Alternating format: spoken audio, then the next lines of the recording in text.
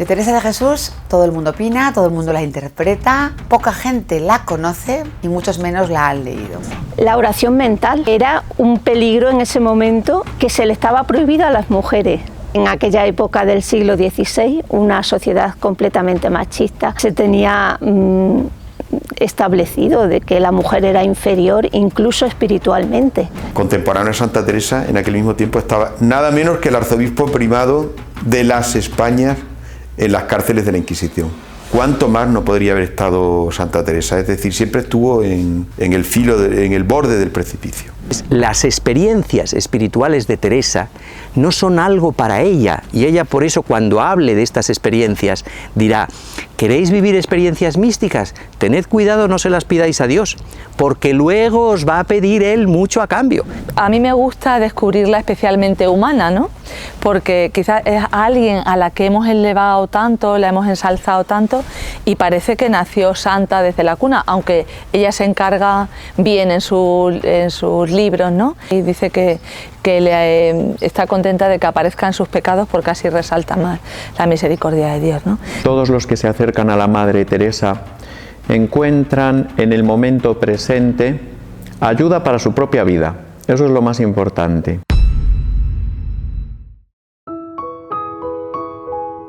Teresa de Cepeda y Ahumada nace en Ávila el 28 de marzo de 1515.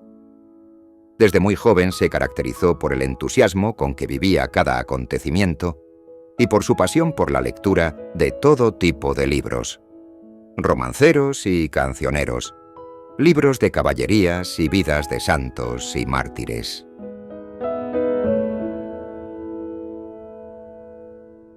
Hacía limosna como podía, y podía poco. Procuraba soledad para rezar mis devociones, que eran hartas, en especial el rosario. Gustaba mucho, cuando jugaba con otras niñas, hacer monasterios, como que éramos monjas, y yo me parece deseaba serlo, aunque no tanto como las cosas que he dicho. Santa Teresa, desde el principio de su autobiografía, se revela como una mujer que se percibe siempre en relación. No se ve nunca sola y se da cuenta que no puede dar paso en su vida sin alguien que camine a su lado, que sea un apoyo, una ayuda, un ejemplo. Yo veo que desde el principio tienes como un hito que la va marcando y va marcando todo su camino. Es esto del para siempre, siempre, siempre. Esto de los bienes que no se acaban nunca ha sido siempre para ella muy importante, porque se trabaja, se gastan energías, tiempo en cosas que se acaban, en bienes que al final se revelan como vanidad. Y esto le daba mucho miedo, pero al mismo tiempo sabía que sola no podía vivir todo esto, porque era una mujer abierta, entusiasmada de la vida, que tenía el deseo de conocer, de abrirse, de buscar, pero no siempre buscaba en el lugar justo, no siempre encontraba persona justa para su camino. Ella nos dice que ya desde el principio el Señor puso a su lado los padres, unos padres maravillosos, llenos de virtudes. Por ejemplo, cuando nos cuenta de su madre, nos dice que era una mujer muy virtuosa, que murió muy cristianamente, y le gustaban los libros de caballería. Pero estos libros que el padre no quería que se leían en su casa, ella no lo leía por el mal, sino por el bien, para descansar un poco de su fatiga, de su trabajo, para encontrar un poco de alivio. Sin embargo, Teresa empezó a leer estos libros en otra manera, buscando un mundo que la fascinaba, que la hacía soñar algo grandioso, y gastaba tiempo día y noche a escondida de su padre, que no quería todo esto, y no se quedaba tranquila hasta que no tenía un libro nuevo. Y también cuando nos habla de su padre, dice también que era un hombre muy virtuoso, que tenía una honestidad muy grande, que trataba a los criados como si fueran hijos. Estos ejemplos pero han marcado su vida y sus primeros años, tanto que cuando se quedó a los 12 años huérfana de madre, ella se dio cuenta que no podía sola y que necesitaba a su lado otra madre. Y así nos relata, ¿no? También que se puso de rodillas delante de una imagen de la Virgen, llorando todas sus lágrimas y pidiendo a la Virgen que pudiera ser su madre y acompañarla en el camino. Y esto de verdad se dio, ¿no? En toda su vida. A empezar la adolescencia, siempre empujada, ¿no? Por un lado, el deseo de tener amistades, compañía, llevada por estas lecturas de caballería. Se acercó mucho a una prima que la llevó por este mundo. Era un mundo de vanidad, un mundo que no te da la solidez y la fuerza que ella necesitaba. Pero por otro lado, su manera de ser la empujaba también en esta dirección, porque tampoco tenía una solidez interior y un equilibrio suyo. Necesitaba siempre seguir a alguien. Hasta que su padre se dio cuenta que ella estaba encontrando un camino que no era bueno para ella. Él la sacó de este mundo un poquito a la fuerza, tanto que ella se encontró de repente metida en otro mundo, cuando el padre la sacó de esta realidad y la puso en el monasterio de Gracia, donde ella al principio dice, los primeros 8 días me encontré así, como desarraigada de una realidad y puesta en otra donde no encontraba mi situación. Pero bastaron 8 días, basta el encuentro con esta monja y con las monjas que ella veía allí para retomar y reencontrar esta como decir, llamada interior a los bienes que duran para siempre.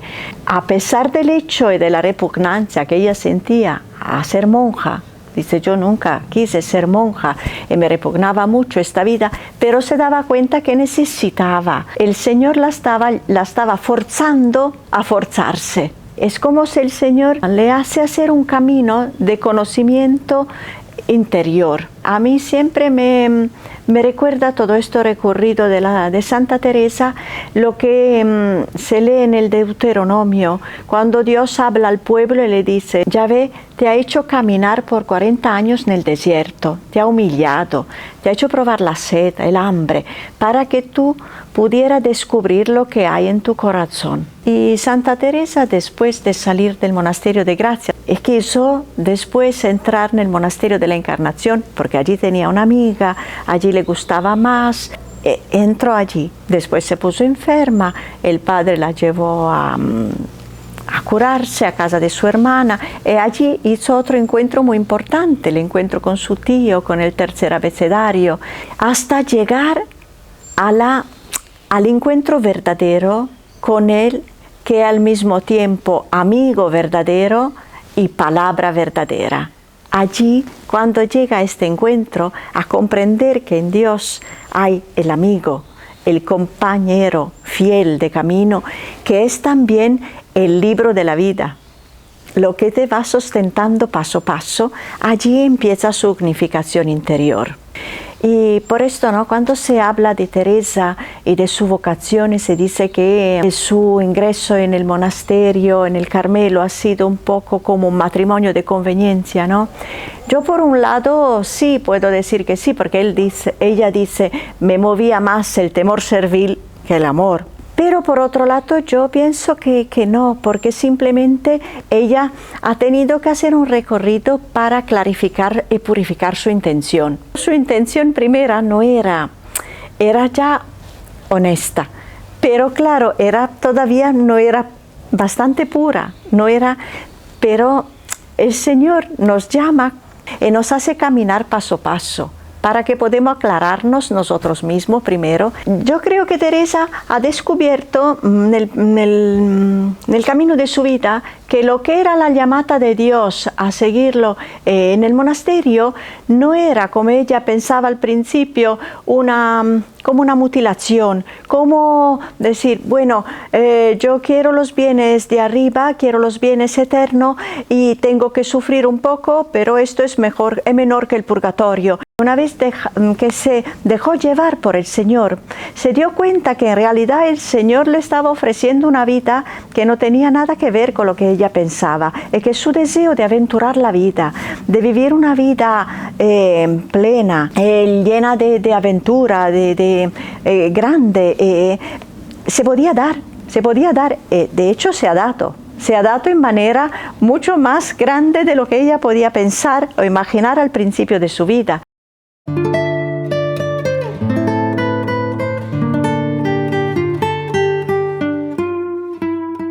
Tras más de 20 años de estancia en el convento de la Encarnación viviendo su vocación con tibieza, se inicia su proceso de conversión a raíz de la contemplación de la imagen de un Cristo llagado.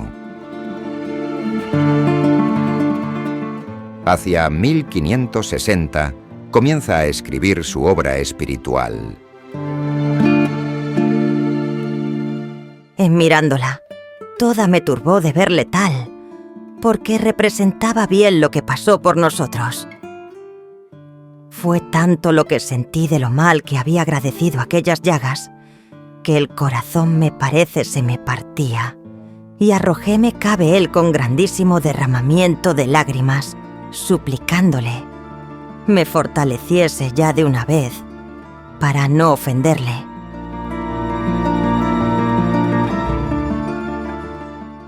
Teresa de Jesús escribe el libro de la vida, Camino de Perfección, las moradas, las fundaciones. Luego se conservan de ella unas 27, 28 poesías según las atribuciones, que no están claras del todo. Luego se conservan centenares de cartas de ella, aunque parece ser que escribió miles más que centenares.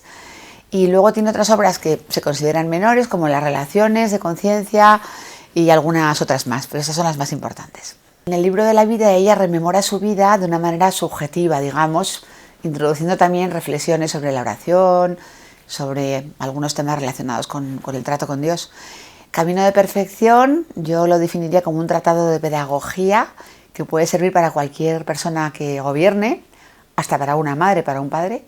Las moradas es el libro de índole mística más elevado que ella tiene, con la metáfora, la alegoría de un castillo interior. Las fundaciones es quizá el libro más sencillo de leer, porque es como una crónica de viaje, como un libro de viaje, un libro narrativo, en el que ella va contando sus peripecias por las diversas fundaciones. Luego tenemos las cartas en las que Teresa era ella misma y es una fuente inagotable de conocimiento de la santa.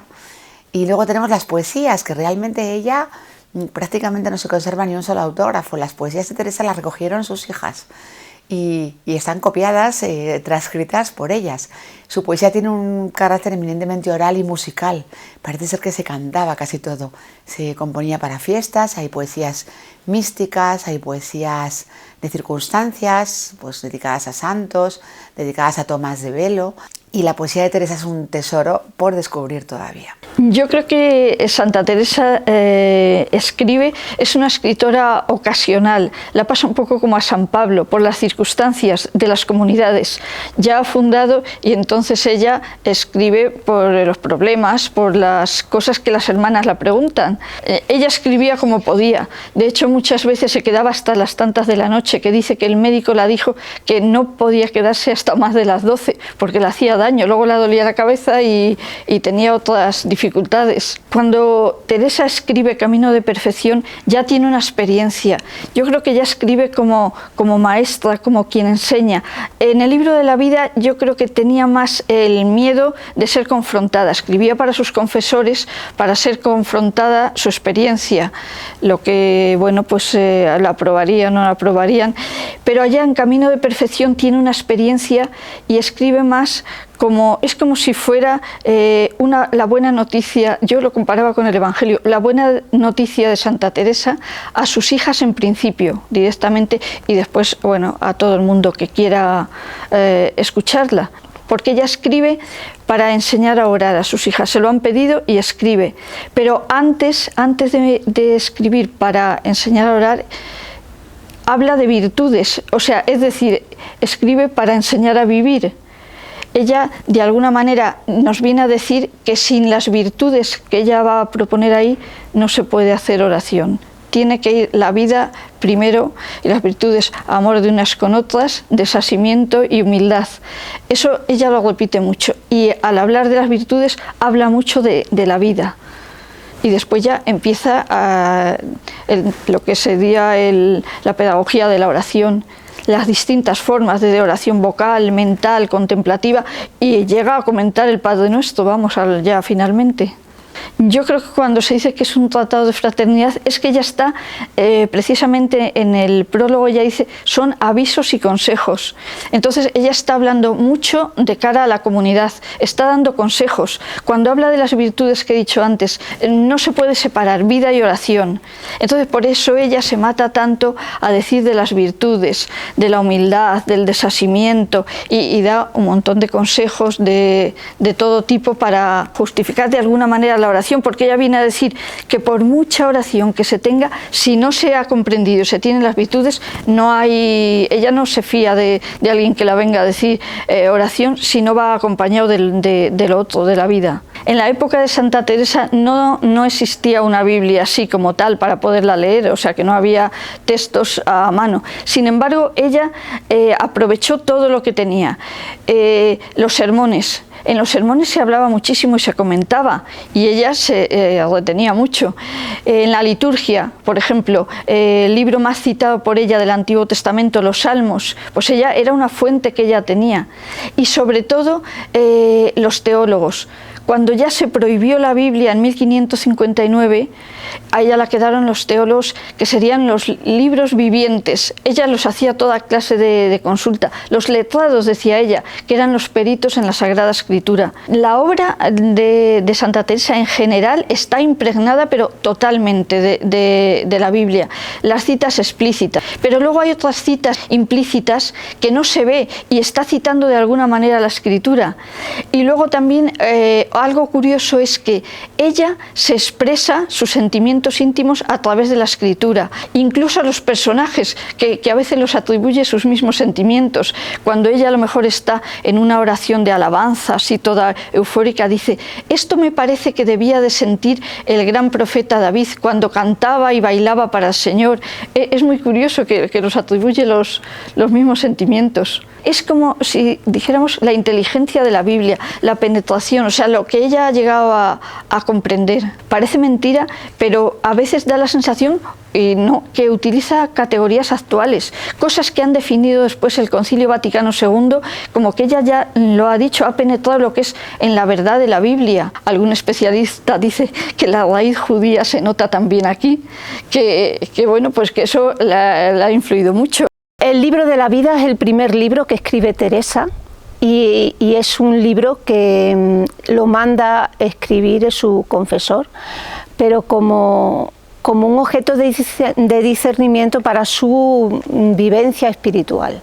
2 años más tarde, ella amplía esta redacción, la estructura en 40 capítulos, y es lo que conocemos hoy como el libro de la vida. No era normal que una mujer escribiera en aquel tiempo, y ni que se le ocurriera a ella. Por eso el mandato de obediencia es el que le da la oportunidad a ella para ponerse a escribir. En esta obediencia surge, o más bien despierta, la escritora que lleva dentro. La segunda relación, como he dicho, es un libro de 40 capítulos, un escrito de tanta intimidad que por eso tiene mucha importancia en nuestras letras, ¿no? Y también en un contexto eclesial muy conflictivo. Está el fantasma de la Inquisición y eso es importante. Este deseo de comunicar en ella es muy grande y alguien que escribe por obediencia no lo hace tan bien como lo hace ella, porque en parte es también su deseo. Se obedece a sí misma y también explícitamente ella dice que está obedeciendo a Dios, que la está impulsando a escribir. El tema principal en el libro de la vida es la oración mental, que era un peligro en ese momento y que se le estaba prohibido a las mujeres, porque bueno, pues se corría el riesgo de que la mujer fuera demasiado subjetiva a la hora de mostrar su experiencia, ¿no? Y entonces pues se tenía ahí un miedo reservado, pero especialmente a la mujer. Hay que tener en cuenta que en aquella época del siglo XVI, una sociedad completamente machista, pues se tenía establecido de que la mujer era inferior incluso espiritualmente, y ella reivindica ese derecho en la mujer, ¿no? Ese derecho de tener una relación con el Señor más directa, más íntima, no solo reducida a rezos, ceremonias, etc. En el capítulo 18 de Vida de su libro, ella dice: ¿sabe su majestad, sabe Dios, que después de obedecer es mi intención engolosinar almas para un bien tan alto? O sea, ese deseo de que lo que yo estoy viviendo me está haciendo tan feliz, lo quiero comunicar a los demás y quiero que se sepa. Quiero hacer ver que esto no es para unos pocos elegidos, sino que todo el mundo puede acceder a esta comunicación, a esta relación con Dios, ¿no? No se puede hablar de una autobiografía estrictamente hablando según pensamos hoy. No es alguien que se pone a hablar de sí misma y cuenta su historia. Va más allá. Puede ser que el término sea una autobiografía interior o una autobiografía espiritual. Es como si estuviera inventando el género, no hay un precedente en la lengua española. Es verdad que ella, al leer las Confesiones de San Agustín, lo coge como molde para escribir su vida. Ella califica el libro como su alma. Cuando escribe a una amiga, doña Luisa de la Cerda, para que el libro se lo lleve al maestro Ávila, que está en Andalucía, ella le habla de allá va mi alma, le llama el libro así. Es un relato de su vivencia, de su relación con Dios. Mucha gente se ha acercado al libro de la vida y ha encontrado un reflejo de sí misma.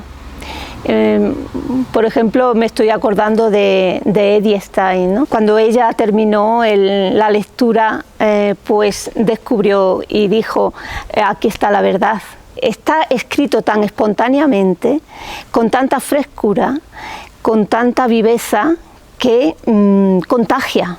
Hay una vida interior muy grande que tenemos, ¿no? Como ella ve al alma como un castillo, todo de diamante, de muy claro cristal, ¿no? En el que hay muchas moradas. Eso mismo hace que se conecte con ella, sabiendo que hay una dimensión interior por descubrir, ¿no? Una de las barreras para leer a Santa Teresa, pues indudablemente es el castellano antiguo, pero a la vez es su mayor gracia. A nosotras, por ejemplo, leer a Santa Teresa traducida al castellano actual no la vemos. Sí que es bueno poder tener alguna introducción para acercarnos a sus escritos. No es fácil, pero se puede también, se puede. Ella escribe guiada por el Espíritu, de eso no cabe duda, y es una misión también la que tiene, que hace que la gracia que recibes no sea solo para ti, no te la quedes tú, sino que también llegue a otro. Tras su conversión, la santa comienza a experimentar grandes favores espirituales: la oración de quietud y la oración de unión. Estas formas de oración son la puerta a profundos fenómenos místicos que la acompañarán a lo largo de toda su vida. Quien lo hubiere probado entenderá algo de esto, porque no se puede decir más claro, por ser tan oscuro lo que allí pasa. Solo podré decir que se representa estar junto con Dios, y queda una certidumbre que en ninguna manera se puede dejar de creer. Aquí faltan todas las potencias y se suspenden de manera que en ninguna manera, como he dicho, se entiende que obran.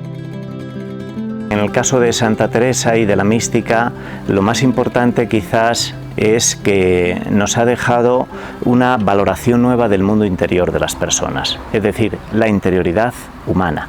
Junto a esa preocupación por la interioridad, que no es original de Santa Teresa, porque en realidad ella lo aprendió mucho de San Agustín. Fue una lectora apasionada de San Agustín. En Teresa nos encontramos con otro aspecto que tiene una enorme vigencia y actualidad, que es el valor que Teresa va a dar a la experiencia.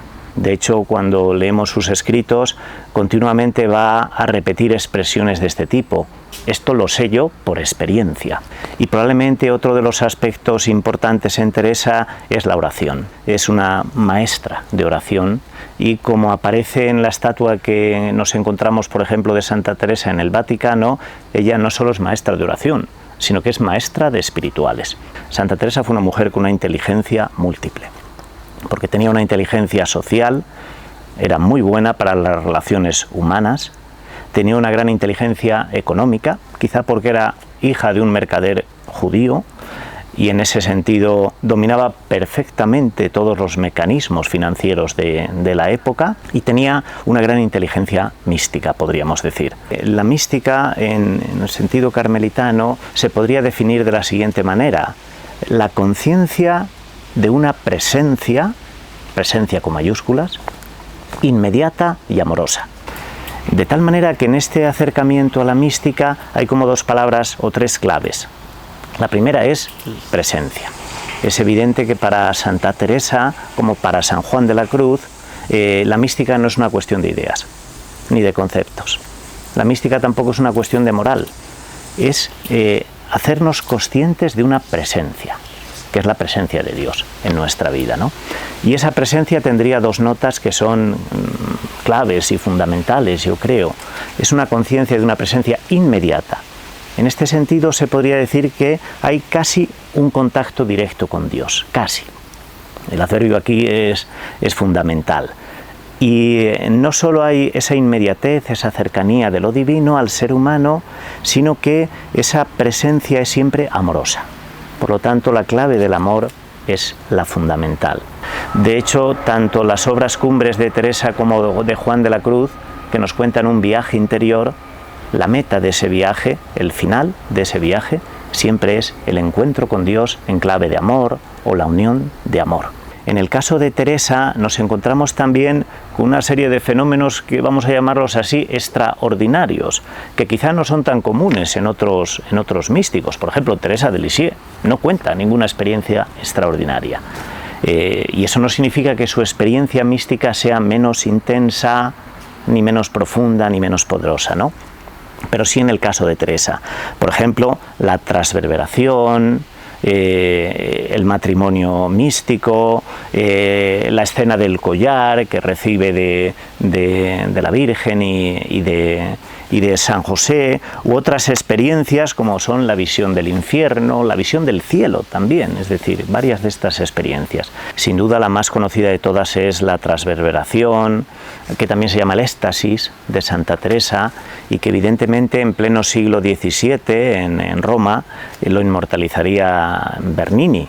Hoy sabemos que en aquella época, en el siglo XVII, el libro de la vida de Santa Teresa, que es donde ella cuenta esta experiencia, era un bestseller. Es decir, todo el mundo leía el libro de la vida de Santa Teresa. Los aspectos que tiene de extraordinarios, los aspectos que tiene de llamativos, de raros, sobre todo para nuestras mentalidades, yo creo que eso es secundario. Eso no significa que no estuvieran ahí.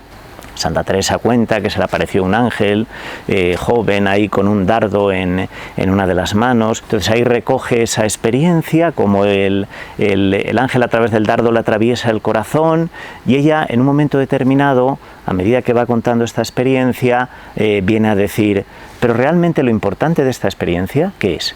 Pues son los frutos que han dado en mi vida. Es decir, ¿qué efectos ha producido en mi vida este encuentro con el amor de Dios? Y ella misma dice: me sentí como invadida por un amor nuevo, transformada, llena de ese amor, ¿no? Es decir, que es un fuego amoroso que invade su corazón, que invade su vida, y ese sería el aspecto más significativo de esta experiencia extraordinaria. Esta experiencia la tiene en torno al 1560, un poco después, años después, va a tener otra experiencia que es también muy conocida, en el 1572, la del matrimonio espiritual. Hay otras que han sido muy importantes también en Teresa y que podemos simplemente recordar. Una experiencia de la visión del infierno, que fue muy importante. porque fue el detonante después de lo que vendrá un poco más tarde, en el 1562, la fundación del primer monasterio de la Reforma, del convento de San José aquí en Ávila. La visión del cielo, donde se encuentra con sus padres, curiosamente son los primeros que le reciben, y no Dios, ni Jesús. Los primeros que me encontré y que me recibieron fueron mis padres, ¿no? De tal manera que todas estas experiencias al final se podrían sintetizar de una manera muy simple. Es decir, mire usted, yo he abierto una puerta al encuentro con lo divino. Y en este encuentro con lo divino, mi vida ha cambiado. Ya no soy la misma, dirá Teresa, soy otra. Yo creo que esa es una de las claves en Teresa, en Juan de la Cruz, o ahora, por ejemplo, en una figura tan probablemente más popular, yo diría, a nivel internacional, que Santa Teresa, que es Teresa de Lisieux. Teresita va a decir algo que resume muy bien, yo creo, lo que es la experiencia cristiana más auténtica. Es decir, la experiencia de que al final todo es gracia. Todo es gracia.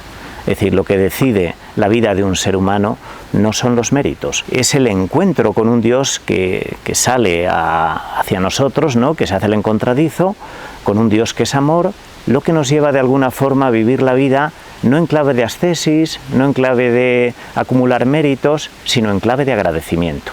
Porque me he sentido amado gratuitamente, porque me sé amado por Dios, puedo agradecer ese amor con mi propia vida, ¿no? Y precisamente porque me sé amado gratuitamente, puedo empezar a amar a los demás, a perdonar a los demás, a comprender a los demás. Pero es previo el amor de Dios.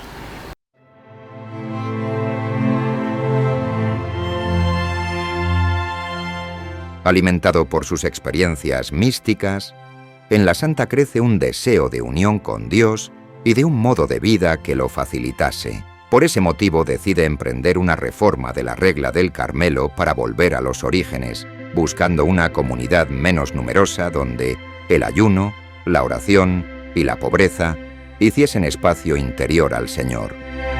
Después de 2 años de luchas para la creación de la nueva orden, en 1562 llegó a sus manos la bula de Pío IV para levantar la primera fundación, el convento de San José, en Ávila.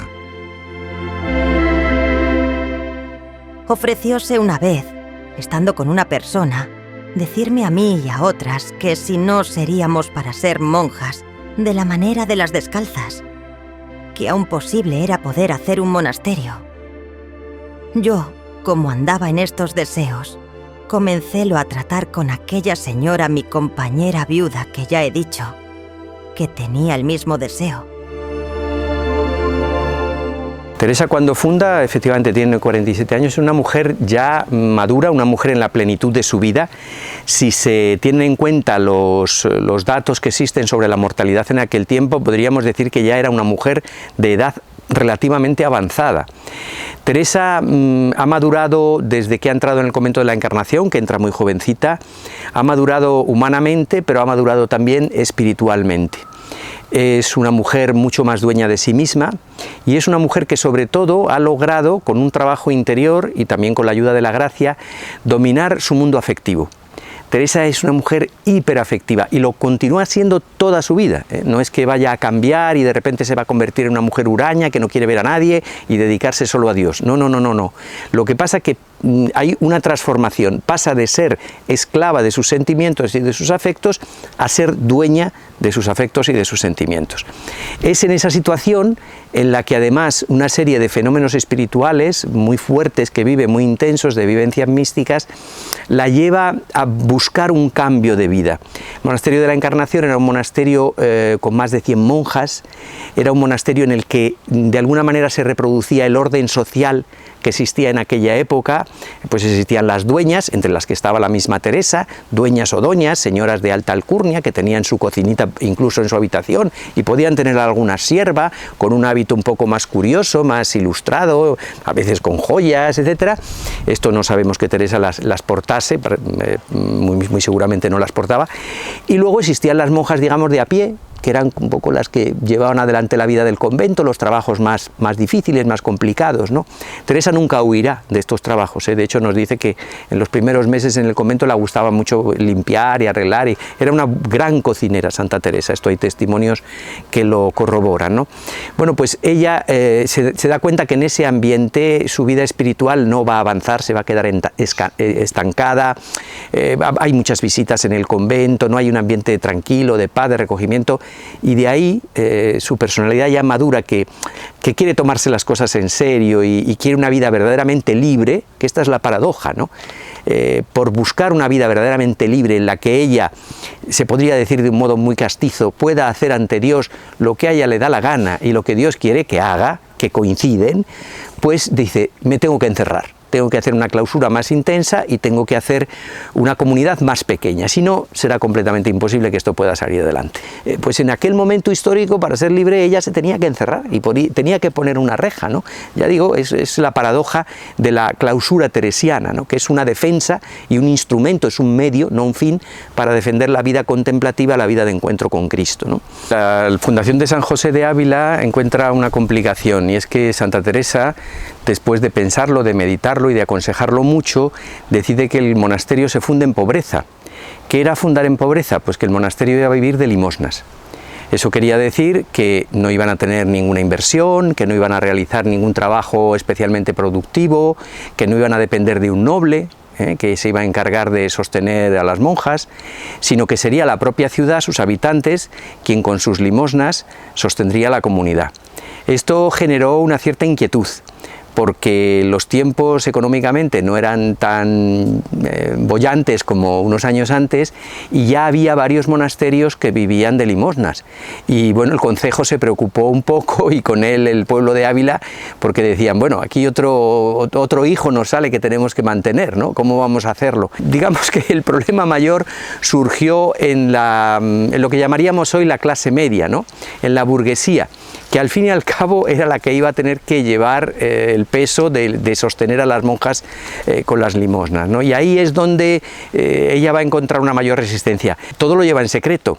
La casa en la que piensa edificar, al dar los primeros pasos de la edificación del monasterio de San José, ni la va a comprar ni la va a alquilar ella, la va a poner a nombre de su cuñado, que estaba en Alba de Tormes, y tienen que venir aquí la familia y bueno, hacer como que se desplazan a Ávila y que empiezan a vivir en Ávila. Pero bueno, Ávila, una ciudad pequeña, todo se sabe, todo se cuenta, empiezan a moverse por allí albañiles y se va a descubrir el secreto de las monjas, y ahí es donde va a surgir la mayor oposición.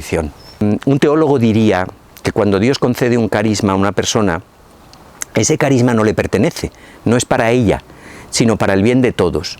Bueno, yo creo que se entiende, ¿no?, lo que se quiere decir, pero si lo queremos traducir en un lenguaje todavía más sencillo, podríamos decir, si Dios te concede un don, no te lo concede para tu propia perfección. A Teresa nadie le tuvo que explicar eso. Ella comprendió, dice, no puede ser que yo haya recibido esto. Entonces, las experiencias espirituales de Teresa no son algo para ella, y ella por eso, cuando hable de estas experiencias, dirá, ¿queréis vivir experiencias místicas? Tened cuidado, no se las pidáis a Dios, porque luego os va a pedir Él mucho a cambio. Entonces, si Él os da una cosa, es para que luego vosotros deis mucho más, ¿no? ¿Y qué es ese más que ella tiene que dar? Pues una manera de vivir la vida cristiana, que más que vida cristiana, conjunto de prácticas, es vida en Cristo, vida con Cristo, vida que imita a Cristo.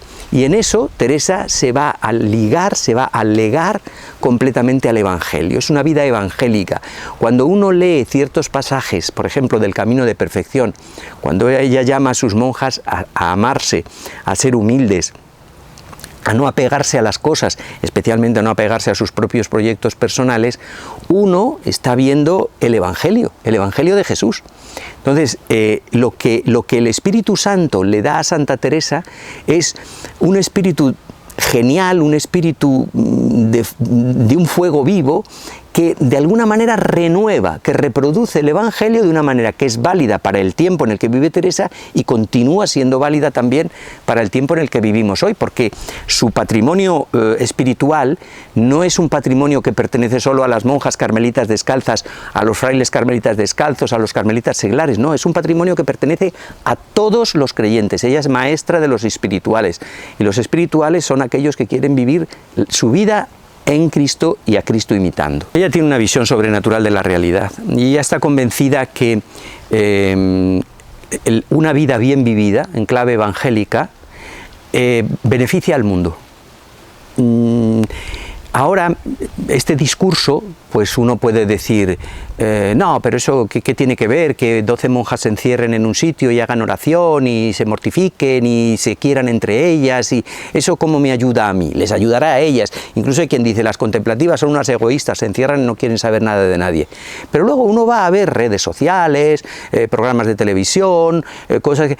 Y ahora se ha puesto muy de moda decir, a ver, mandadme buenas vibras, mandadme buenas vibraciones. Pero bueno, estamos aquí a mandar buenas vibraciones y no creemos que el hecho de que 12, 20 mujeres vivan una experiencia espiritual de amor en contraste con un mundo que predica el odio, la violencia y la guerra, y lo estamos sufriendo ya muy cerquita de nosotros en Europa, que unas mujeres que deciden vivir en absoluto desprendimiento, pobreza y generosidad, convirtiendo sus casas en lugares de acogida. ¿Quién llama a un convento de carmelitas descalzas, por ejemplo, como hay otras órdenes contemplativas, pero estamos hablando de las hijas de Santa Teresa, que no reciba una acogida, un cariño, que no pueda desahogarse de sus problemas, o que simplemente vaya a pedir un bocadillo y las monjas no se lo hagan con todo primor o con todo amor?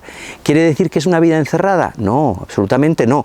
Son verdaderos oasis, oasis de humanidad.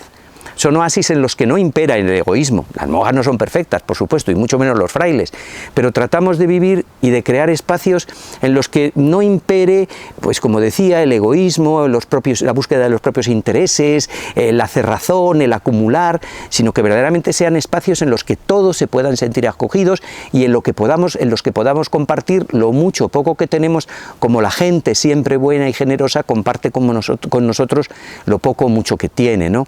Yo pienso que son lugares un poco anacrónicos en el sentido más bello de la palabra, ¿no? Nos recuerdan a esos pueblos en los que la gente podía salir a la calle por la noche y sentarse para hablar, para charlar, una noche de verano. A esos pueblos en los que si te faltaba algo, la sal, la harina, o incluso en las ciudades, o un poco de pan o lo que fuera, pues no tenías ningún reparo en llamar a la puerta de la vecina porque te iba a abrir y te iba a dar lo que hiciera falta. Esos son los espacios anacrónicos que genera la vida contemplativa. Y la raíz de eso no es simple filantropía, no es simple deseo de hacer el bien. La raíz de eso es, como he dicho antes, vivir al estilo de Jesús, porque Jesús es el gran acogedor, Jesús es el gran compartidor, si valen estas palabras. ¿Por qué es el gran compartidor? Porque se comparte Él mismo, porque se da Él mismo a todos. Y eso es lo que Teresa nos enseña, que no podemos vivir para nosotros mismos. Cuando ella dice, vuestra soy, para vos nací, ¿qué mandáis hacer de mí? Es muy bonito que ella se inspira en un poeta portugués que ha escrito esto a su amada, y ella se lo escribe a Dios como su amado. Pero ella sabe muy bien que ese ¿qué mandáis hacer de mí? Es ¿qué mandáis que yo haga por los otros? Porque como dice en el libro del Castillo Interior, o las moradas, concretamente en la quinta morada o en la séptima morada, no hay vida espiritual si no hay obras, si no hay vida de caridad. Por lo tanto, de la raíz del amor de Dios surge la raíz del amor a los otros y la creación de estos espacios, sí, anacrónicos, pero bendito anacronismo. No nos dejamos o no debemos dejarnos llevar por el egoísmo. Esto las monjas lo hacen mucho mejor que los frailes, y tenemos que ser espacios de acogida, de amor y de escucha. Yo recomendaría que se leyesen los primeros capítulos del libro de las fundaciones. Allí ella cuenta una historia verdaderamente preciosa, ¿no? Cómo con todas sus hermanas pues se siente en un ambiente feliz, está muy contenta, ve que sus hermanas reciben gracias, ella también, y dice, toda esta felicidad, toda esta alegría es para nosotras. Y ella dice, esto no puede ser, yo tengo que compartir esto con todo el mundo. Al punto usa una imagen preciosa, ¿no? Me sentía como alguien que tiene muchos regalos que distribuir, pero le han atado las manos. Y como le han atado las manos, no puede hacerlo. E incluso llega a decir ella, salí a la huerta un día orando y me puse a llorar. a lamentarme no poder compartir esto, no poder hacer ver, hacer conocer, hacer vivir a otras personas estos tesoros que yo estoy viviendo. Entonces se produce un hecho providencial. El general viene de Roma, que dice ella, era rarísimo que los generales vinieran de Roma a España. Nosotros le llamamos Rubeo, el nombre correcto en italiano es Rossi, Gian Battista Rossi, Juan Bautista Rubeo. Y el general, viendo la reforma, viendo lo que ha hecho Teresa en San José, dice, pues esto es lo que quiero yo, oiga, yo quiero que todas las monjas sean como usted. Y le da patentes para que funde conventos, solo le prohíbe ir a Andalucía, porque el tema de Andalucía lo quería él gestionar directamente, que ahí habrá un malentendido luego con la santa, ¿no? Por una cuestión de diversas autoridades, a quién obedezco, a quién no. Bueno, el caso es que, sin entrar en esa cuestión, ella recibe patentes para fundar monasterios de monjas y luego también, incluso, monasterios de frailes, siempre que lo haga en Castilla, sin pasar a Andalucía, ¿no? Castilla en ese momento ocupaba una gran parte de España, ¿no? Y ella dice, bueno, pues ahora es el momento de vivir para dar vida. Ya no vivo para proteger mi vida en este pequeño convento de San José, sino que quiero empezar a dar vida a los otros. Y lo va a hacer de dos maneras, fundando sus monasterios y a través de sus obras, a través de sus escritos.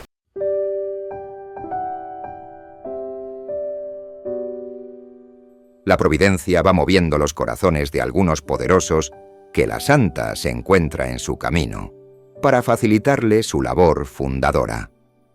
Eclesiásticos, nobles y hasta el rey y su familia se contaron entre sus protectores.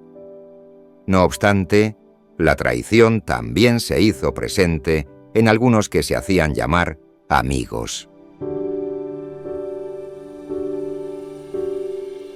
En lo que toca a las monjas, estuvo el monasterio allí de ellas en mucha gracia de estos señores y con gran cuidado de la princesa, en regalarlas y tratarlas bien, hasta que murió el príncipe Ruy Gómez, que el demonio, o por ventura porque el Señor lo permitió, Su Majestad sabe por qué, con la acelerada pasión de su muerte, entró la princesa allí monja. Santa Teresa es enormemente atractiva, en el mejor sentido de la palabra, tiene una especie de magnetismo y tiene un don de palabra. Ojalá pudiéramos escuchar un audio en el cual Santa Teresa se expresara, ¿no? Con su voz, y ya fuera en términos coloquiales o culto, porque culta era una mujer que había leído desde muy joven y que conocía las escrituras de su tiempo, manejaba la Sagrada Escritura y manejaba la teología. Me imagino que cuando hablaba y cuando se la tenía delante, pues tenía una fuerza de captación inmensa. De hecho, los contemporáneos que han escrito sobre ella y que la han descrito nos hablan, ¿no?, de eso, de sus ojos chispeantes, de sus expresiones que son punzantes, la forma en que ella sonríe, los silencios de Santa Teresa. Nos podemos hacer un retrato del personaje que, como digo, es inmensamente atractivo. Y esto, pues, para los contemporáneos, en un tiempo en el que una sociedad enormemente compleja, que es la sociedad española del siglo XVI y XVII, lo que llamamos el siglo de oro, tiene unos tintes aristocráticos, pseudomorales, es de una complejidad enorme. Entonces la expresividad de Santa Teresa, la naturalidad, pues yo creo que al final acababa ganando a todos, lo cual no quiere decir que no tuviera enemigos, que los tuvo. Una de las personalidades femeninas que ayudó a Santa Teresa y que fue decisiva para la primera fundación fue doña Guiomar de Ulloa.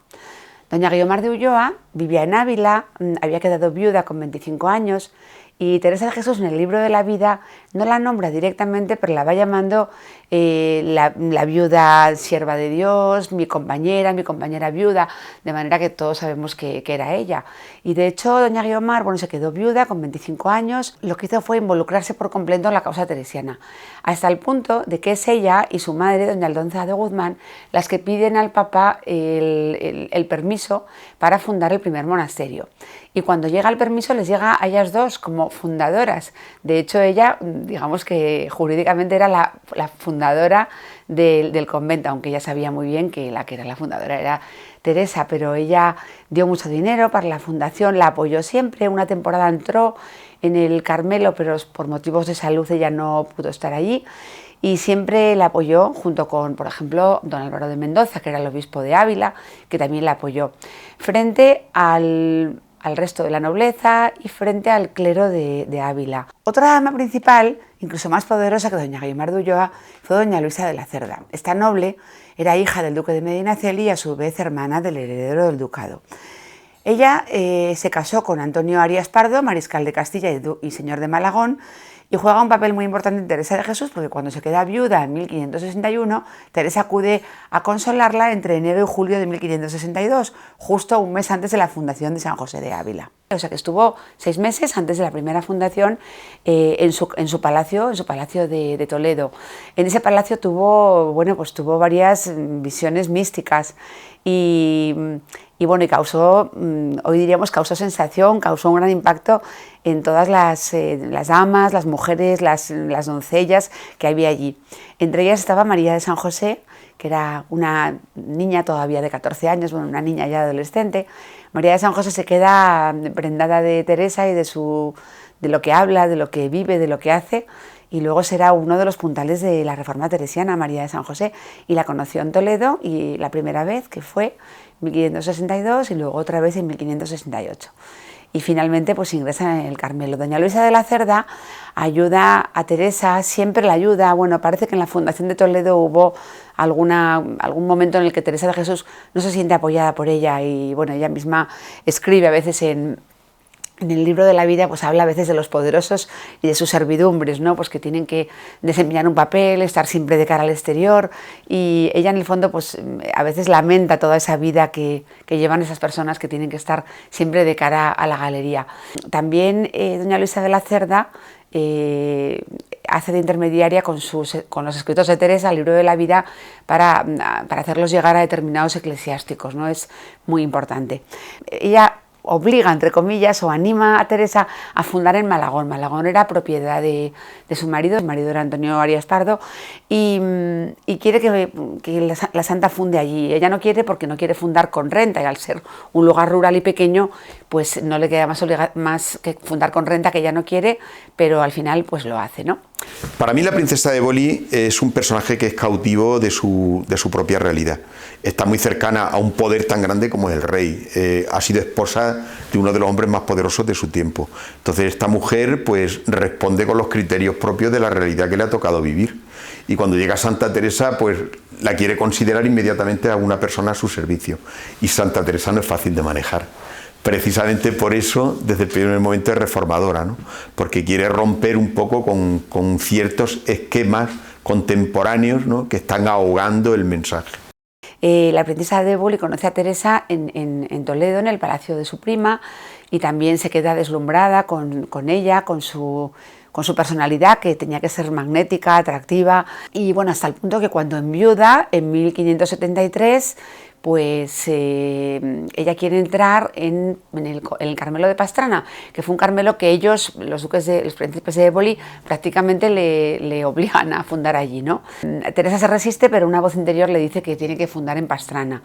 Entonces, bueno, pues la princesa, cuando enviuda, a los pocos días de enviudar, se autoimpone el hábito carmelitano y entra en el convento, ¿no?, causando un gran perjuicio, incordio, dicho en palabras actuales, a la comunidad, pues por sus caprichos, su modo de ser, hasta el punto de que las carmelitas ya no pueden ya más con ella, porque ella pretendía vivir como carmelita, pues con una serie de lujos, prebendas y privilegios.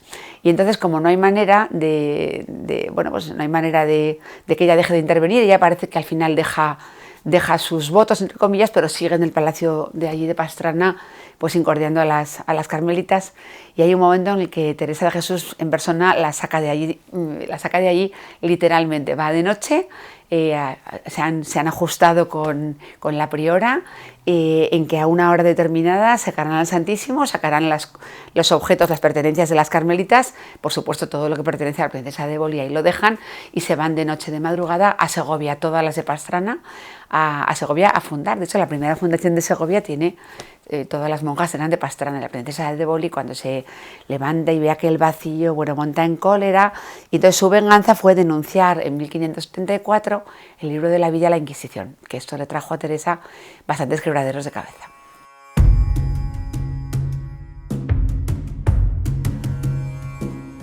El origen judío, Sus escritos, sus experiencias místicas y su relación con los poderosos colocaron a la santa en el punto de mira de la Inquisición. Eran tiempos en los que fenómenos como la Reforma Protestante, el alumbradismo o el iluminismo despertaban el celo de los inquisitores, ante los que acabó en 2 ocasiones.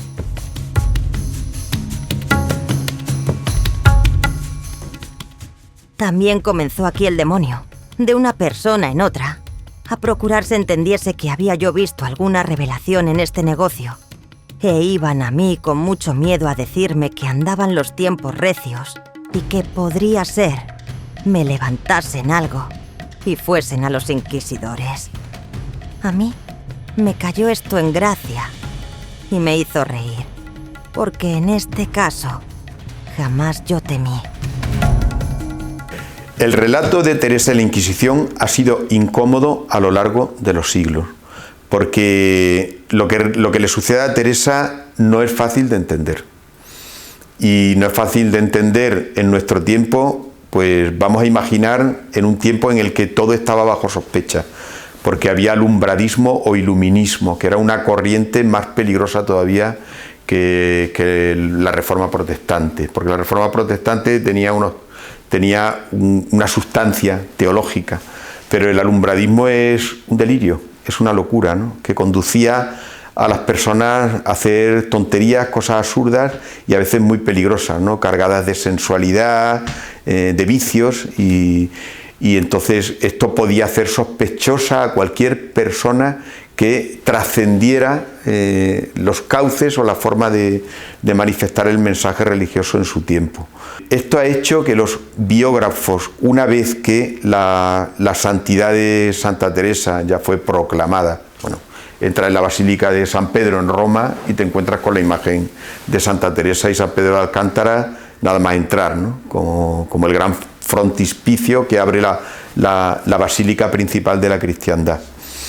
Entonces, cuando los agiógrafos querían eludir el tema de la Inquisición porque trataba temas doctrinales muy complejos.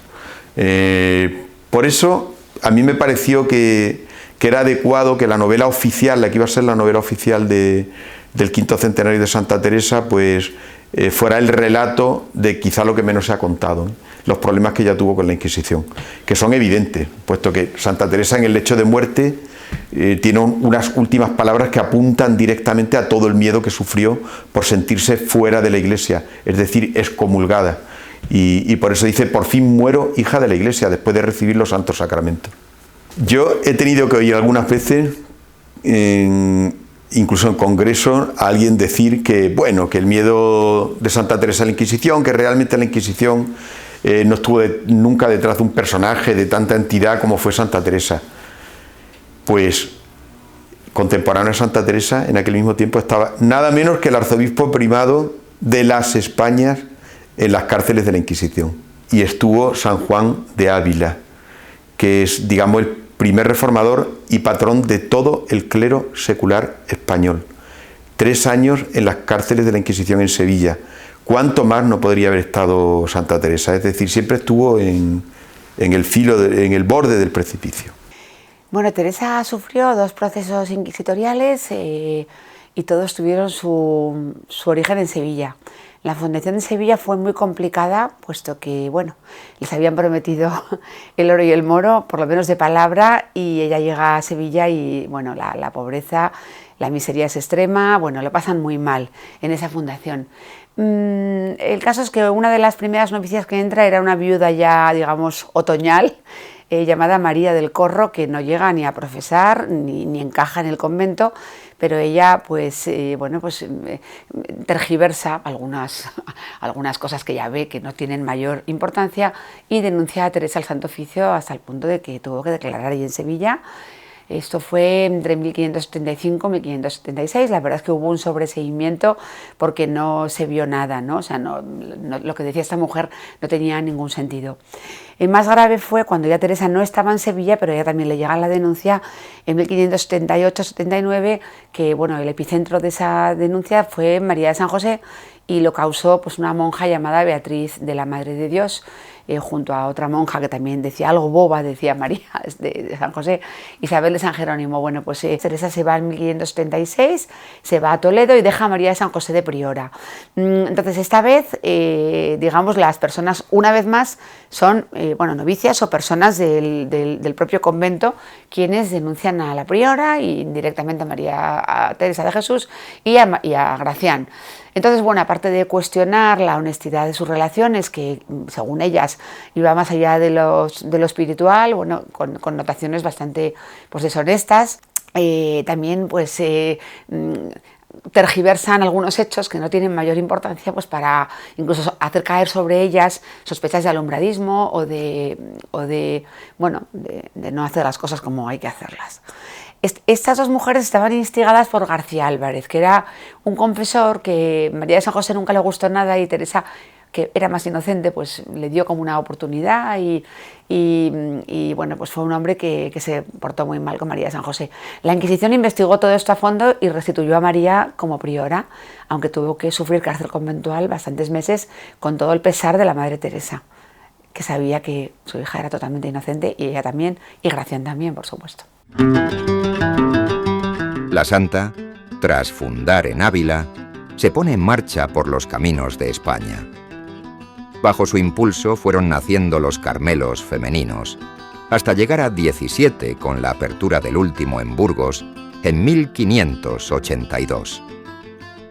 A esta labor dedica los últimos 20 años de su vida para sembrar España de palomarcicos de la Virgen.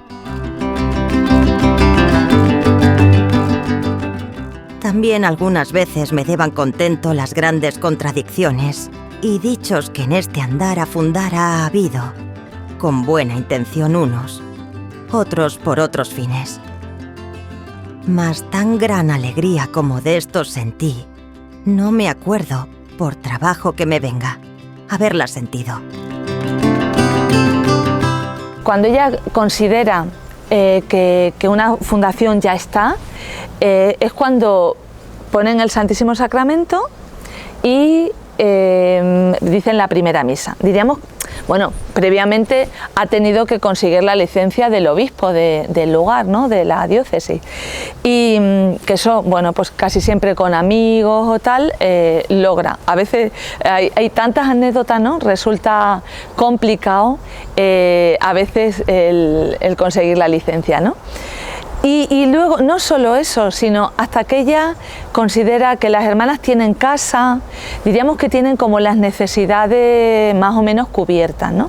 Y una cosa curiosa también, un dato que dice, cuando había paja, era como tener cama, o sea que también era una cosa que se agenciaba pronto, ¿no? Por lo menos tener paja, iba con los mínimos, pero es verdad que la experiencia la va haciendo descubrir, bueno, las necesidades. Por ejemplo, en la fundación de Medina del Campo van 4 hermanas de la Encarnación, que le ayudaron mucho, el monasterio de la Encarnación le ayuda con hermanas, ¿no? Algunas pasan a la Reforma y otras no, simplemente le ayudan en las fundaciones. Entonces aquí lo pasa fatal porque cuando van de camino a Medina, en Arévalo le dicen que no cuenta con la licencia, y entonces claro, ella se sintió muy apurada, no por lo que ella tuviera que pasar, sino por las por las hermanas que iban. Incluso habla de 2 que les había costado mucho el ir, y entonces pues todavía no lo pasa ella peor. Entonces, para la Fundación de Salamanca iba con una más, simplemente por aquello de ir acompañada con María del Sacramento, y pues dice, si lo pasamos mal, pues que lo pasemos las mínimas, ¿no? Y ahí en Salamanca es la primera que también funda sin poner el Santísimo Sacramento de primeras, porque ahí se entera de que el concilio lo permite sin tener que poner el Santísimo, porque a veces conseguir una vivienda, en principio entraban de alquiler, y es verdad que dice, bueno, entremos como pudiéramos, porque las condiciones son a veces muy precarias, ¿no? En el caso de Medina, dice que tienen una casa, pero en realidad debió de ser como una especie de, yo qué sé, de corral o algo así.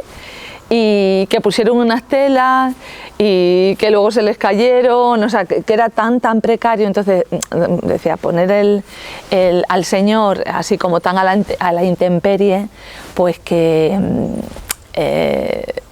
no sé, quizás era mejor, ¿no?, pues tener como un lugar un poco más seguro, ¿no? Pues la Fundación de Salamanca va ella sola y María del Santísimo. Lo digo porque hay una anécdota muy graciosa, ¿no?, a este propósito. Se quedan en la casa, que debía ser un caserón enorme, que dice con varios desvanes, y entonces muy a regañadientes han salido los estudiantes para que ellas entraran. Ya llega, era una noche de ánimas, que eso también le da como lo contextúa y le da así como un ambiente un poco misterioso y tal, ¿no?, y tenebroso. Entonces pues que doblaban las campanas y bueno, cuando ya están ellas dos solas, pues se cerraron en una habitación por si acaso, dice, que hubiera quedado algún estudiante por alguna parte de la casa. Y María del Sacramento empieza a decir, madre, ¿y si se hubiera quedado algún estudiante? Dice, bueno, estamos aquí cerradas, tal. Y ya cuando están acostadas, y claro, fíjate la iluminación, empieza a pensar, madre, ¿y si me muriese yo ahora? Y entonces dice la santa, cuenta ella muy graciosa, que dice, claro, a mí también como que me entraba el miedo, ¿no?, me tentaba el miedo. Y hasta que ella le dijo, mira, hija, de que eso pase ya veré lo que hago, ¿no? Eso es como muy simpático, ¿no?, que ya está, ella también el miedo la atenazaba, pero dice, bueno, ya veremos. Entonces Santa Teresa no se quedaba tranquila hasta que no tenían, diríamos, como unas condiciones óptimas, ¿no? Nada de lujo, pero sí que pudieran vivir con cierta serenidad, ¿no? Iban, creo que desde agosto hasta octubre por ahí, es cuando ya diríamos que hacen la inauguración del monasterio en regla. Y justo pues había como muy mal tiempo, ¿no?, como muchas lluvias y tal. La iglesia, como digo, la habían hecho nueva, habían retejado, y al llover se traspasó el tejado, ¿no?, la lluvia traspasó el tejado. Y ella dice que eso la contrarió mucho, que lo llevó muy mal. Y yo me alegro por ejemplo, de leer eso, ¿no? Dice que bueno, quien la ayudaba, que lo llevó con más paciencia que ella, ¿no? A mí me gusta descubrirla especialmente humana, ¿no?, porque quizás es alguien a la que hemos elevado tanto, la hemos ensalzado tanto, y parece que nació santa desde la cuna, aunque ella se encarga bien en sus libros, ¿no?, en su biografía, en el libro de la vida, en decir que está cantando sobre todo las misericordias, lo que Dios ha hecho con ella, ¿no? Entonces aparecen ahí, dice que está contenta de que aparezcan sus pecados porque así resalta más la misericordia de Dios, ¿no? Pide al Señor, dice, así como diríamos de alguna manera exigiéndole que bueno, que va a ser la inauguración, que está lloviendo, y se queja al Señor, ¿no? También es muy de ella el quejarse al Señor. Y justo al día siguiente hizo sol. Entonces ella lo considera como que realmente la había escuchado, y bueno, pues que es como también una gracia, ¿no?, que el Señor hace. Esto no como anécdota, pero sí como algo también del talante de la santa, es que no se arredra, la verdad, me llama muchísimo la atención. Mira que volviendo a Medina, ¿no?, tiene dificultades, y cuando llega, pues la casa, la verdad es que no sé si se la puede llamar casa, que les dejan unas telas y que se les caen, ella está vigilando al Santísimo porque le parece que está, pero dificultad tras dificultad, y ella ahí pone todo su ánimo, no se arredra. Les viene el bajón, ya he dicho también, ¿no? También en algunos momentos le viene el bajón, pero enseguida como que se recupera, ¿no? Porque la verdad es que las dificultades, a mí eso me alienta mucho, decir, pues no por cualquier cosilla, a veces decimos, bueno, pues ya está, no se puede seguir adelante, ha habido una dificultad, pues casi que nos es motivo como para frenarnos en algo. Pero ella no considera, al revés, dice, esto es como el demonio que nos está poniendo inconvenientes para que no se haga, pero seguro que es para mayor gloria de Dios, o sea que le sirven, ¿no? Entonces, bueno, por eso digo, la anécdota que llega a Medina del Campo en la víspera de la Asunción de Nuestra Señora. Y es una noche que trasladaban los toros para luego correrlos por la mañana, ¿no? Y que, bueno, que dice que no cayeron en la cuenta, que dice, fíjate, podrían muy bien haberse tropezado en aquella noche que llegaban pues con los toros, ¿no? Hace broma con eso, ¿no? En el caso de Toledo es un estudiante el que se encarga el que le ayuda, el único que le ayuda para conseguir una casa, y se ponen, claro, ella siempre la premura de poner el Santísimo cuanto antes y de que puedan decir la misa en la mañana. Entonces se solían pasar la noche haciendo obras, imagínate, adecentar una casa para entrar a vivir al día siguiente. Entonces se ponen a picar una pared y resulta que al lado, o sea, en la vivienda contigua, estaban unas señoras en la cama, ¿no? Entonces que, bueno, se prepara el alboroto de que les están tirando la pared, las mujeres tienen que salir de la cama, y bueno, pues eso, que es todo casi una comedia, o sea, a veces tiene tintes de comedia, ¿no? La santa regresó a la Encarnación en 1571 y fue porque el padre visitador dominico, el padre Pedro Fernández, un día en Ávila la propuso ir a la Encarnación como priora. A la santa esta propuesta pues no la gustó mucho porque sabía las dificultades que conllevaba, ¿no? Y un día en la oración la santa pues estaba pidiéndole al Señor pues eso y quejándosele porque estaba muy mal un hermano suyo en América. Y dice, ay Señor, dice, si vos tuvieseis un hermano al que yo pudiera favorecer, ¿qué no iba a hacer yo por él? Más o menos eran así sus palabras, ¿no? ¿Qué iba a hacer yo por él? Pues haría todo lo que estuviera en mi mano, ¿no? Y ella, después de un rato, oyó, como que la decía el Señor, ay mi hija, hermanas mías son estas de la Encarnación, y tú te detienes. Claro, a ella la hizo mucho impacto esto, porque claro, ahí vio que dice, pues sí que es verdad que parece ser que el Señor quiere que vaya a la Encarnación de priora. Así que como dice en otras ocasiones, cuando el Señor pone en ella un deseo, pues le da fuerzas, ¿no? para realizarle. Y bueno, pues ahí se fió ya. Entonces no le seducía mucho la idea de volver a la Encarnación, y más todavía como priora. Ella ya había estado allí, sabía cómo vivían esas monjas, ¿no? Sabía que las dificultades que podía haber. Por parte de ellas tampoco les hacía ninguna gracia el que volviera Teresa de Jesús a la Encarnación, cuando había salido de allí y poco menos que las había dejado en feo, ¿no?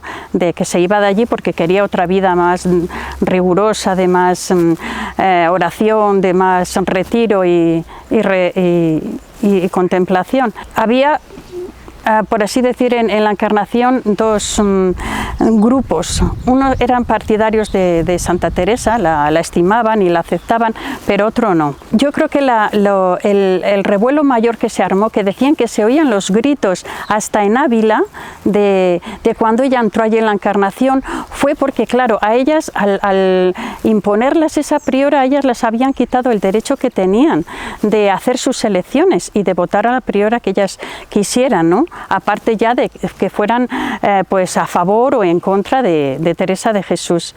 Al entrar, lo que dio muestras era de su gran vida interior, del recogimiento que llevaba, de la oración y de que cómo iba en nombre del Señor y por voluntad del Señor, no por voluntad propia. Entonces tuvo un gesto que las conmocionó, las paró, ¿no? De esa reacción tan alborotada que tenían de voces, de gritos y de no querer aceptarla.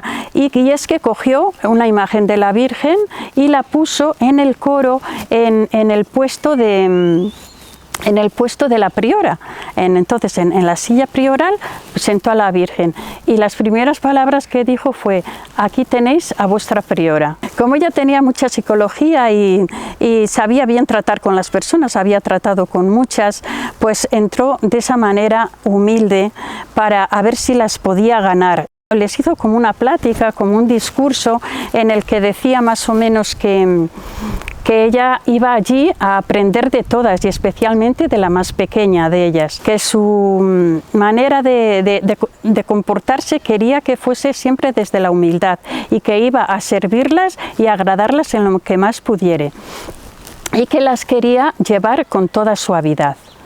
Les dijo que solo venía para servirlas y regalarlas en lo que pudiere y que su deseo es que sirvieran, llamaran al Señor, al Señor porque era al que más debían. Sin prisas y con suavidad irá poniendo todas las cosas en orden, las que encontró en el convento, incluso las materiales.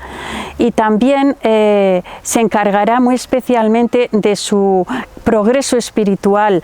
Ella llamó precisamente a San Juan de la Cruz de confesor para ellas, para las de la Encarnación, y poco a poco decían que iban mudando su ser, cada vez había más contento. San Juan de la Cruz estuvo con ellas 5 años de confesor y Santa Teresa estuvo 3, los 3 que estuvo de priora. Los 2 fundadores y reformadores de nuestra orden allí vivieron esos años en la Encarnación, pues velando por ese progreso espiritual de aquellas monjas. Bueno, pues la fundación de Sevilla comenzó que ella estaba en Beas de Segura, en Jaén, había hecho ya allí su fundación y estaban preparando la fundación para Caravaca, en Murcia. Resulta que pasó por allí el padre visitador, padre Jerónimo Gracián de la Madre de Dios. Entonces padre Gracián les puso que conocía a gente en Sevilla y que Sevilla ya era una ciudad importante y que pensaba que era mucho mejor para una fundación poder ir a Sevilla, aunque después se hiciese la de Caravaca. La comitiva, por así decir, eran nada menos que 4 carros, salieron de Beas hasta Sevilla, ¿no? Y bueno, comenzó el camino y comenzaron las dificultades, porque a la santa la dio una recia calentura, como ella dice.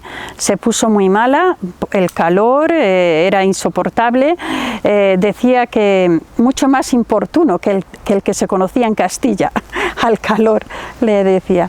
Pero claro, hay que ver que Santa Teresa y sus hijas iban como en la misma ropa con la que tenían en Castilla. Después van para Sevilla y bueno, tienen otro inconveniente, que tienen que pasar el Guadalquivir y bueno, pues en una barca con los carros. Entonces, bueno, pues allí no tuvieron cuidado los que tenían que llevar eso y como que se les fue de las manos por la excesiva corriente.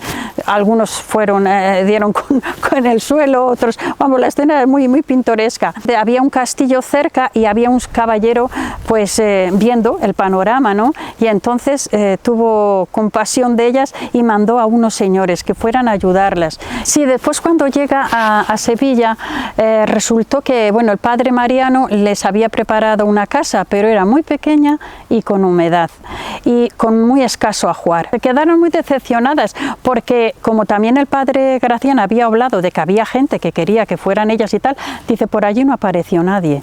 Dice, y es que no solo eso, sino que el dinero que llevábamos eran 800 reales, lo que nos costaron a los carreteros pagarles y que se volvieran.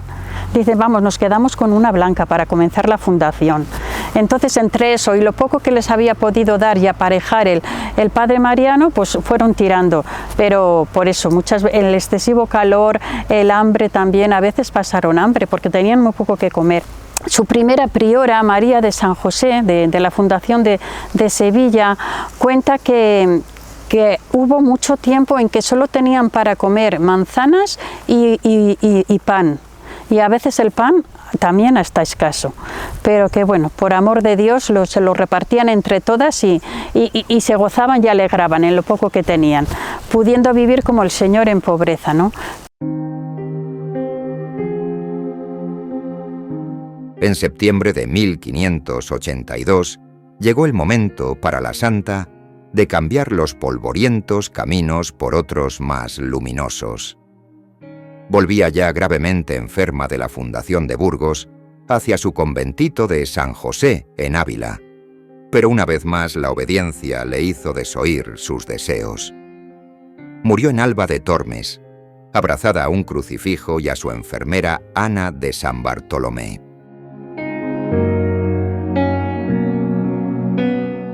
Quedóme también poco miedo a la muerte, a quien yo siempre temía mucho. Ahora paréceme facilísima cosa para quien sirve a Dios, porque en un momento se ve el alma libre de esta cárcel y puesta en descanso.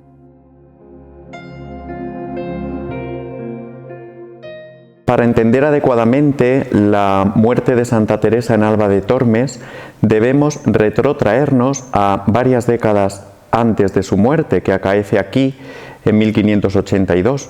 Tengamos en cuenta que la presencia de Santa Teresa en Alba de Tormes, en primer lugar, es por motivos de familia, pues aquí vivía su hermana Juana, que estará presente también en el momento de su muerte. Recordemos que Juana era la pequeña de las hermanas. La mamá había muerto al nacer Juana, muere en el parto la mamá, y Santa Teresa hizo con su hermana Juana las veces de madre, de modo que durante toda la vida Teresa y Juana estuvieron muy unidas, y en el momento de la muerte de la santa, Juana tendrá ocasión de visitar a su hermana Teresa, acompañar a su hermana en los últimos momentos. La primera relación de la santa con Alba de Tormes, por lo tanto, es por motivos familiares. En segundo lugar, por amistad, con la duquesa doña María Enríquez. Estamos hablando de la esposa del gran duque de Alba, don Fernando Álvarez de Toledo. La santa y el gran duque no llegaron a verse personalmente. Esa amistad dura toda la vida y también la duquesa de Alba visitará a la Madre Teresa en la celda conventual de Alba de Tormes en la última etapa, en esos últimos días de la vida de la santa, aquí en Alba de Tormes. Y la tercera presencia de la santa en Alba de Tormes, y la más importante, es por la fundación. Estamos hablando de la octava fundación teresiana, realizada también, y este es un hecho importante, con la presencia de San Juan de la Cruz. De las 17 fundaciones teresianas, hay 2 que cuentan con este privilegio. Hablamos de la fundación de Segovia y de la fundación de Alba de Tormes. San Juan de la Cruz vendrá aquí a Alba de Tormes, invitado por la misma santa, desde el cercano convento de Mancera, donde se había trasladado el de Duruelo. Estamos hablando de los primeros lugares de la reforma masculina del Carmelo Descalzo. San Juan de la Cruz estará aquí en Alba de Tormes con la Madre Teresa en el año 1571. La muerte de la Madre Teresa acontecerá 11 años después. Santa Teresa de Jesús se encontraba realizando en Burgos la última fundación. Desde Burgos, Santa Teresa emprende su último viaje. Y fue precisamente en Medina del Campo donde la santa, que se dirigía a Ávila, recordemos que venía con ella en el viaje la beata Ana de San Bartolomé, que había sido o venía siendo enfermera de la Madre Teresa, secretaria, confidente, una de sus hijas más queridas, porque tengamos en cuenta que Santa Teresa de Jesús se rodeó de monjas carmelitas descalzas que eran mujeres de una talla humana, monjas de una calidad espiritual del todo extraordinaria, de manera que cada una de ellas brilla con luz propia. La santa tenía pensado venir a Alba de Tormes, pero no pensaba venir en ese momento. Por obediencia viene. La joven duquesa va a dar a luz.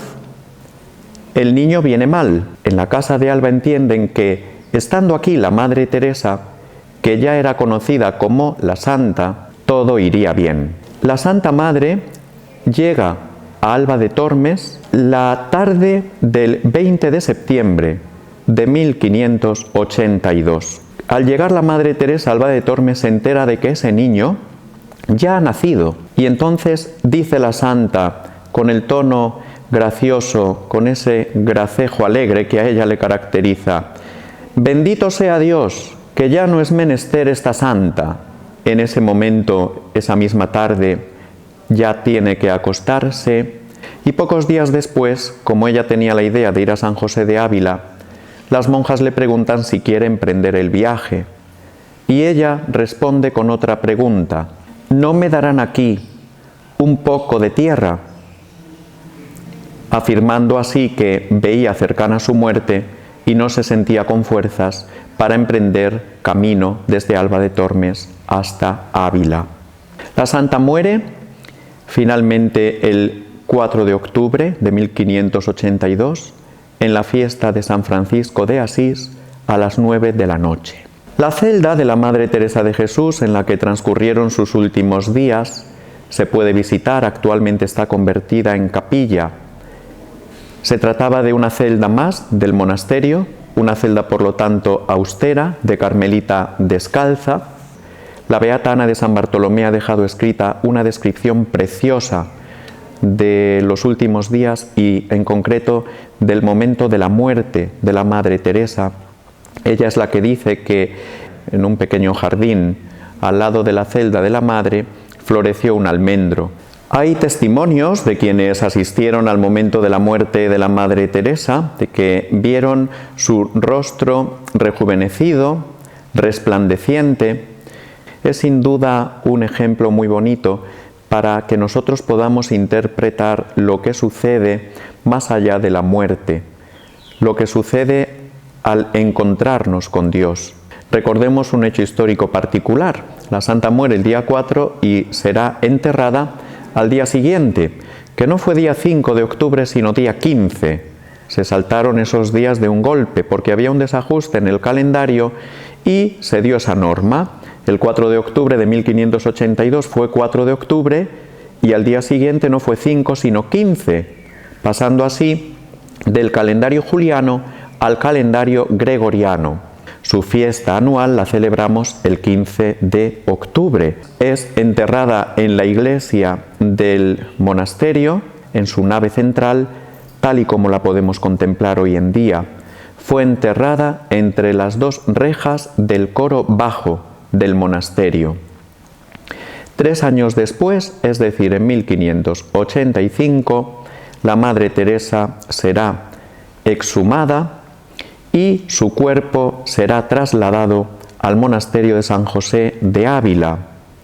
En ese momento es cuando dejan aquí en Alba de Tormes el brazo izquierdo de la Madre Teresa a manera de reliquia, práctica propia de la espiritualidad barroca y sin duda práctica muy apreciada y muy querida. Y allí estuvo algo menos de 9 meses, porque el duque de Alba puso un pleito al concejo de Ávila. El pleito dura casi 9 meses y piden que el Papa resuelva el pleito. El Papa resuelve a favor de Alba de Tormes, de manera que el sepulcro de la Santa Madre Teresa regresará a Alba de Tormes para permanecer aquí de manera definitiva. Ya toda me entregué y di, y de tal suerte he trocado, que mi amado es para mí, y yo soy para mi amado.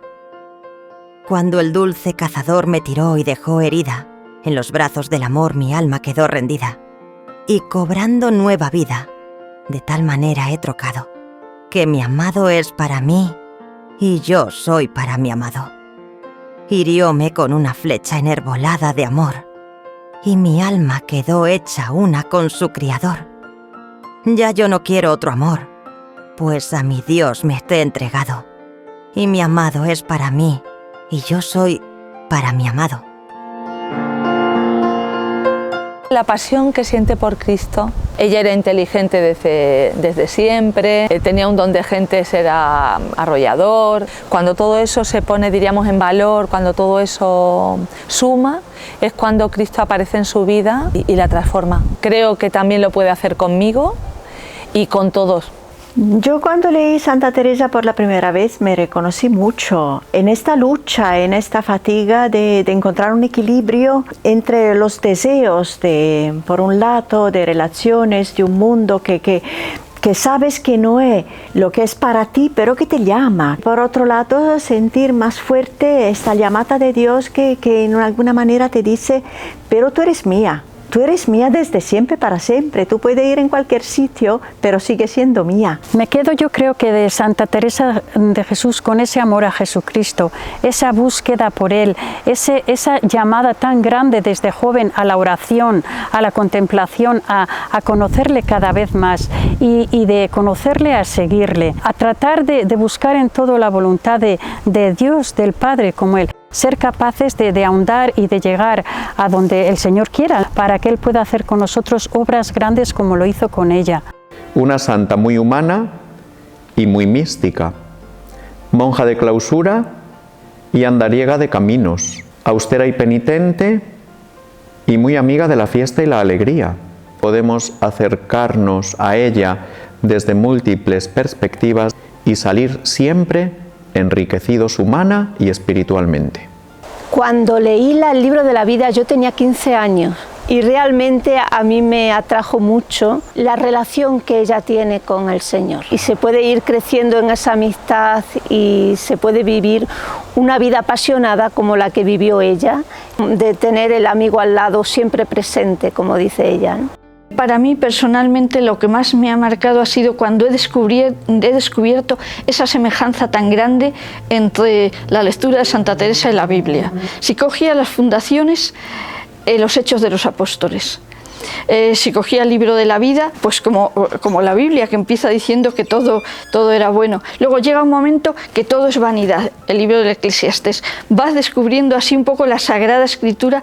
Eso para mí es lo que más me ha marcado. La resumo con una frase, que es una frase de ella misma. Dice: mirad, hijas, le dice a sus monjas, que no estáis huecas, porque este mundo en el que el ser humano parece que ha alcanzado la cima más alta, es un mundo en el que hay mucha desilusión, como si hubiéramos decidido dimitir, no vivir más porque no merece la pena. Y nos falta descubrir que el tesoro más importante es el tesoro que guardamos en nosotros mismos, que todo un Dios mora en el centro de tu alma, en lo más íntimo de ti mismo. Eso te habla de tu enorme dignidad. Cuando escribí mi primera novela, era sacerdote en un pueblo del sur de España, del sur de Extremadura, Azuaga. Allí había un convento de la Merced, donde había una imagen de Santa Teresa, pero tenía la mano levantada sin la pluma. En un juego, ¿no?, de esto un poco infantil, pues le dije: mira, si me publican la novela, yo te voy a colocar la pluma. Y un día, haciendo deporte por el campo, encontré una preciosa pluma de águila desprendida de un águila real, y cuando se publicó la novela, subí en una escalera y le coloqué la pluma, y ahí está la pluma todavía. Como profesora, como investigadora, ha sido luz. Como persona, ha sido inspiración, ha sido amiga, ha sido compañera. Digamos que su persona me ha cambiado la vida. Y hay un tercer momento que para mí es fundamental también en la vida creyente, que es lo que ella dice: no solo que Dios está a nuestro lado o dentro de nosotros, sino que es llegar en un momento determinado en la vida en que experimentamos que nosotros estamos dentro de Dios, que todos estamos de alguna forma abrazados por Dios. Vivimos ya anticipadamente, Teresa dirá, en el mundo de Dios. Y cada uno de nosotros en nuestro interior tenemos ya un cielo anticipado. Para mí esa sería la experiencia clave de Teresa hoy en día.